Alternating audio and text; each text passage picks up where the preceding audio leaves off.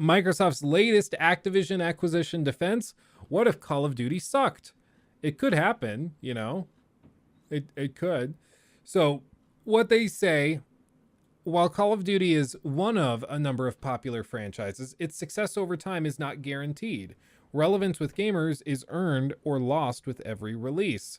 This dynamic is shown by the performance of last year's Call of Duty Vanguard release, which was heavily criticized by the trade press and gamers alike, resulting in significantly lower sales than reflected in the internal documents cited by the CMA. Basically, what they're saying is, if you're going to like diss us and say that we can't buy Activision because Call of Duty is super important and is a super big franchise, you're not really being fair, because the game is not always great, and if we continue to screw it up, it's going to be even worse, and it's also going to be received poorly. Like it's a weird defense.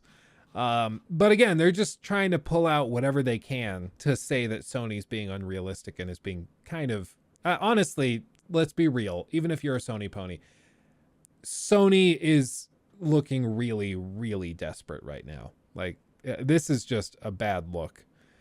You know, while they're accusing Microsoft of trying to buy things up to make them exclusive, yesterday or 2 days ago for the Silent Hill thing, they just announced that they have a new exclusive for a year with the Silent Hill 2 remake. Cry me a river.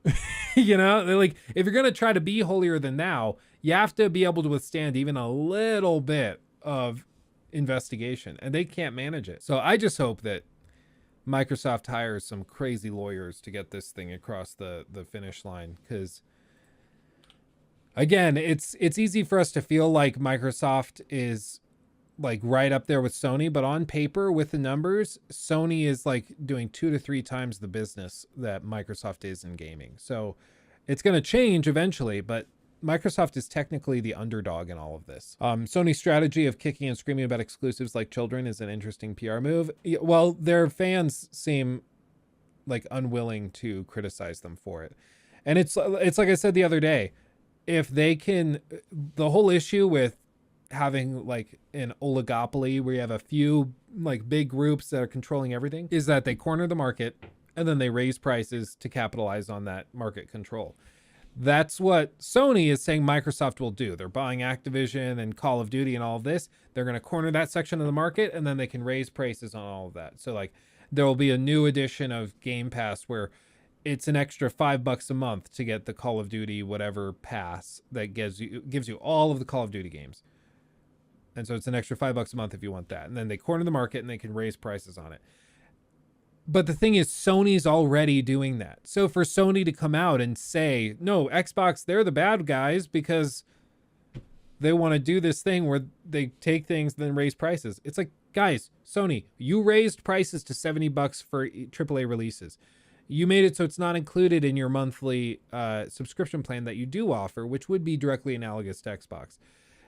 You also raised the price of your console by $50 when your competition didn't.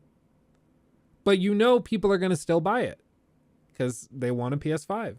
And it's just time and time again.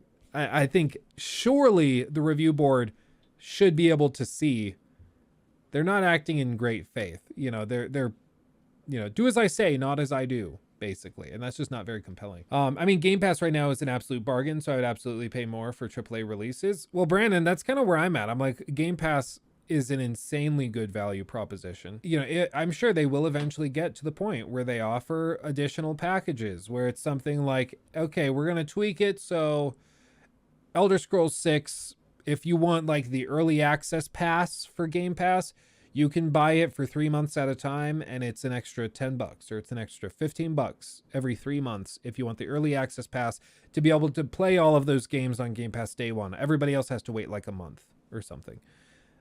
That I think would be compelling. A lot of people would still pay it, you know?